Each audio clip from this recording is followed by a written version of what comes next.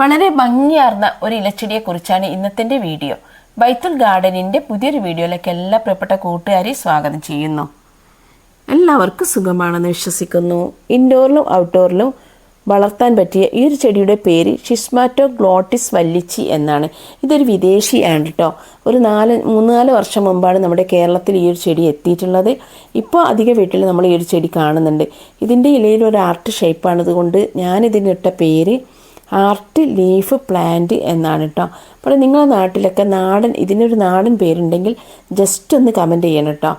അപ്പോൾ ഞാൻ ഈ ഒരു വീഡിയോ എടുക്കുമ്പോൾ നമ്മുടെ ബിഗോണിയ പ്ലാന്റ്സ് കണ്ടില്ല, നല്ല സുന്ദരിയായി നിൽക്കുന്നത്, നല്ല ഭംഗിയായിട്ട് ലീഫിലൊക്കെ നല്ല റെഡ് കളറൊക്കെ വന്നിട്ട് നല്ല സുന്ദരിയായിട്ട് നിൽക്കുന്നുണ്ട്. ഇത് നഴ്സറിയിൽ നിന്ന് വാങ്ങിയിട്ടുള്ള ഒരു ബിഗോണിയ പ്ലാന്റ്സ് ആണ് കേട്ടോ. ഈ നമ്മൾ വലിയ പേരാണെങ്കിലും ഇത് ഈസി ആയിട്ട് വളർത്തിയെടുക്കാൻ പറ്റുന്ന നല്ല പ്ലാന്റാണ്. കാരണം നമ്മളൊരു തൈ നട്ട് കൊടുത്തിട്ട് ഒരു 2-3 മാസം ആകുമ്പോഴേക്ക് എന്തായാലും ഇതിൽ ബേബി പ്ലാന്റ് വരും കേട്ടോ. ബേബി പ്ലാന്റ് വരും. നമുക്ക് ഈ ചട്ടി നല്ല തിക്കായിട്ട് വളരുന്നത് കാണാം. അതുകൊണ്ട് തന്നെ നമുക്കിത് നല്ല തിക്കായിട്ട് വളർന്നാൽ നമുക്കിത് എന്ത് ചെയ്യാം, ഇൻഡോറിൽ സെറ്റ് ചെയ്യാൻ പറ്റും കേട്ടോ. ഇൻഡോറിൽ സെറ്റ് ചെയ്യാൻ പറ്റുന്ന നല്ലൊരു ബെസ്റ്റ് പ്ലാന്റും കൂടിയാണ് നമ്മുടെ ഈ ഒരു ബ്ലഡ് ലീഫ് പ്ലാന്റ് കേട്ടോ. ഞാൻ ആ പേരാണ് പറയുന്നത്. മറ്റേ പേര് പെട്ടെന്ന് നമുക്ക് പറയാൻ പറ്റാത്തൊരു പേരാണ് കേട്ടോ. അപ്പോൾ ഇതിൻ്റെ ഒരു ഷേപ്പ്, അതായത് ഇലയുടെ ഒരു ഷേപ്പ് കണ്ടില്ലേ, കാരണം ഒരു പച്ച കളറിൽ ഒരു സിൽവറും ക്രീമൊക്കെ കൂടിയിട്ടുള്ള ഒരു ആർട്ട് ഷേപ്പ് ഉള്ളിൽ വരുന്നുണ്ട്. അതിൻ്റെ ഉള്ളിൽ വീണ്ടും നല്ല ഗ്രീനിൽ ഒരു ആർട്ട് ഷേപ്പ് കേട്ടോ. അപ്പോൾ ഇലകളുടെ കളർ കോമ്പിനേഷനും ഇലകളുടെ ഷേപ്പുമാണ് ഈ ചെടിയെ എത്രത്തോളം നമ്മൾ അട്രാക്ഷൻ ആക്കുന്നത് കേട്ടോ. അപ്പോൾ ആ ആർട്ട് ഷേപ്പാണ്. നമ്മൾ ചില ചെടിയുണ്ട്, നമ്മൾ മോൺസ്റ്റർ പ്ലാന്റൊക്കെ കേട്ടോ, അതിലൊക്കെ നമുക്ക് നല്ല കൗതുകം തോന്നുന്ന ഒരു ചെടിയാണ്. അതുപോലെ തന്നെ ഒരു കൗതുകം തോന്നുന്ന ഒരു ചെടിയാണ് ഈ ഒരു ബ്ലഡ് ലീഫ് പ്ലാന്റ് കേട്ടോ. അത് ശരിയായ പേരല്ല, അപ്പോൾ ഞാനിട്ട പേരാണ്. അപ്പോൾ ഈ ഒരു ഇലച്ചെടിക്ക് നമുക്ക് നല്ലൊരു ഭംഗിയാണ് കേട്ടോ കാണാൻ. അപ്പോൾ അതിൻ്റെ ഒരു കെയറിങ്ങിലേക്ക് നമുക്ക് പോകാം. എന്തൊക്കെയാണ് ഇതിൻ്റെ ഒരു കംപ്ലീറ്റ് കെയറിങ് ആണ് പറയാൻ പോകുന്നത്. ഇപ്പോൾ വീഡിയോ സ്കിപ്പ് ചെയ്യാതെ കാണാം കേട്ടോ. ഫസ്റ്റ് തന്നെ ഇതിൻ്റെ സൺലൈറ്റ് നോക്കാം. ഇതിനൊരു ഷൈഡ് ലിവിങ് പ്ലാന്റ് ആണ് കേട്ടോ. ഈ ഒരു ചെടി അധികം വെയിൽ ഇഷ്ടമില്ലാത്തൊരു പ്ലാന്റാണ്. നല്ലൊരു തണലുള്ള സ്ഥലത്ത് നന്നായിട്ട് വളരുന്ന ചെടിയാണ് കേട്ടോ. നല്ല രീതിയിൽ ഡയറക്റ്റ് സൺലൈറ്റ് അടിച്ചിട്ടുണ്ടെങ്കിൽ ഇതിൻ്റെ ഇല മഞ്ഞ കളറായി പോകും.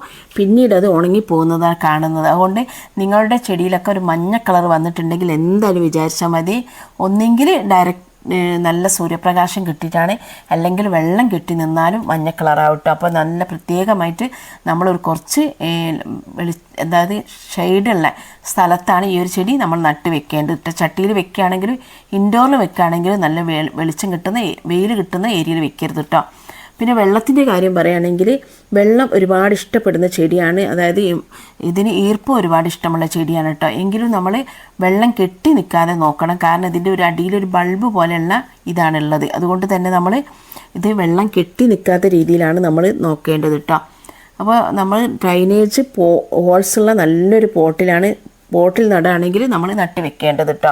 ഇനി മണ്ണിൽ നട്ടാലും ഈ ചെടി ഉണ്ടാവും. പക്ഷേ പോട്ടിൽ വെച്ചിട്ട് നമ്മൾ ഇൻഡോറിലേക്ക് വെക്കുന്ന സമയത്ത് നല്ലൊരു ഡ്രൈനേജ് ഹോൾസുള്ള പോട്ടിൽ ഇത് വെച്ച് കൊടുത്താൽ മതി. കാരണം ഇതിൻ്റെ ഉള്ളിലൊരു ബൾബ് പോലെയാണ്.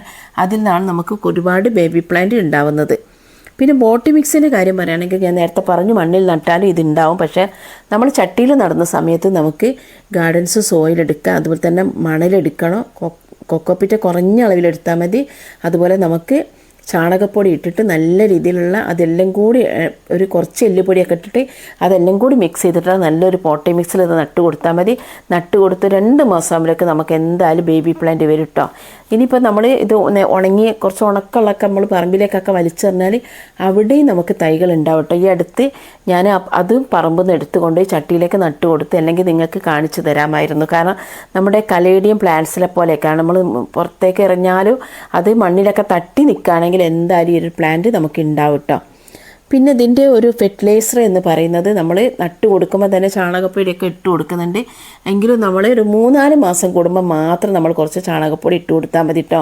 കാരണം നമ്മൾ അഗ്ലോണിമ പ്ലാന്റിനൊക്കെ മാസത്തിൽ 2-3 പ്രാവശ്യം വളം കൊടുക്കണമെന്ന് പറയും പോലെ ഈ ഒരു ചെടിക്ക് അങ്ങനെ നമുക്ക് വളം കൊടുക്കേണ്ട. ഒരു 3-4 മാസം കൂടുമ്പോൾ നമുക്കൊന്ന് ചാണകപ്പൊടി അങ്ങനെയുള്ള എന്തെങ്കിലും ജൈവ വളങ്ങൾ കൊടുക്കുന്നതായിരിക്കും നല്ലത് കേട്ടോ. അങ്ങനെയുള്ള വളങ്ങൾ കൊടുക്കുക. പിന്നെ മറ്റുള്ള ചെടികൾക്കൊക്കെ നമ്മൾ NPK അടിച്ചു കൊടുക്കുമ്പോൾ ഇതിനും ഒന്ന് സ്പ്രേ ചെയ്ത് കൊടുക്കുന്നത് നല്ലതാണ് കേട്ടോ.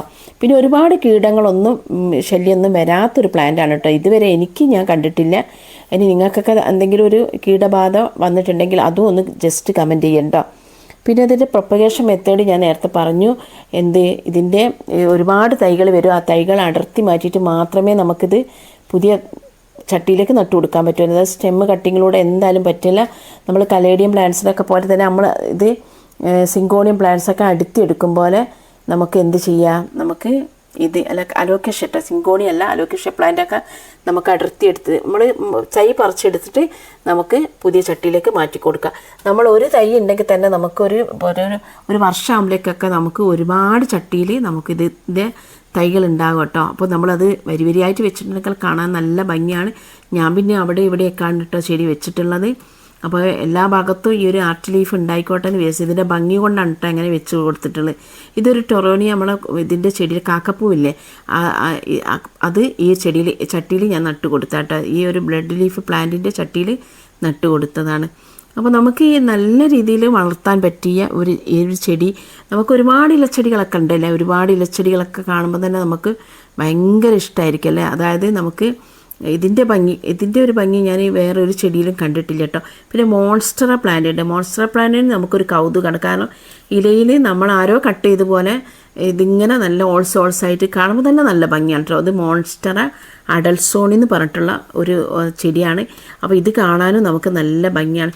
പിന്നെ എപ്പോഴും പറയുന്ന ഒരു കാര്യം പറയട്ടെ, അത് മറന്നു പോകാതെ പറയണം. കാരണം എൻ്റെ ചാനൽ സബ്സ്ക്രൈബ് ചെയ്യാതെ കാണുന്ന പുതിയ കൂട്ടുകാരാരെങ്കിലും ഉണ്ടെങ്കിൽ ചാനലൊന്ന് സബ്സ്ക്രൈബ് ചെയ്ത് സപ്പോർട്ട് ചെയ്യാൻ മറക്കരുത് കേട്ടോ. പിന്നെ നിങ്ങളുടെ വിലയേറിയ ലൈക്ക്, അതുപോലെ തന്നെ നിങ്ങൾ കൂട്ടുകാർക്കൊക്കെ ഒന്ന് ഷെയർ ചെയ്ത് കൊടുക്കുക. പിന്നെ നിങ്ങൾ എന്തായാലും നിങ്ങൾക്ക് ഇഷ്ടപ്പെട്ടാലും ഇഷ്ടപ്പെട്ടില്ലെങ്കിലൊക്കെ നിങ്ങൾ കമൻറ്റ് ചെയ്യണം കേട്ടോ. അപ്പോൾ നിങ്ങൾക്ക് വേറെ ഏതെങ്കിലും പോട്ടി മിക്സിനെ പറ്റിയിട്ടോ അല്ലെങ്കിൽ വേറെ ഏതെങ്കിലും പ്ലാന്റ്സിനെ പറ്റിയിട്ടോ അല്ലെങ്കിൽ പിന്നെ അതിൻ്റെ ഫെർട്ടിലൈസറെ പറ്റിയിട്ടോ ഏതെങ്കിലും ചെടിയുടെ ഫെർട്ടിലൈസറിനെ പറ്റിയിട്ടോ അങ്ങനെ എന്തെങ്കിലും വീഡിയോസ് ഞാൻ ഇടണമെങ്കിൽ നിങ്ങളൊന്ന് കമൻറ്റ് ബോക്സിൽ ഇട്ടാൽ മതി കേട്ടോ. കമൻറ്റ് ചെയ്താൽ മതി. അപ്പോൾ ഞാൻ ആ വീഡിയോ ഇടുന്നവരേക്കും. അപ്പോൾ എല്ലാവർക്കും വീഡിയോ ഇഷ്ടപ്പെട്ടെന്നായിരിക്കുന്നു. നെക്സ്റ്റ് വീഡിയോ ആയിട്ട് വരുന്നവരെ എല്ലാവർക്കും ബൈ.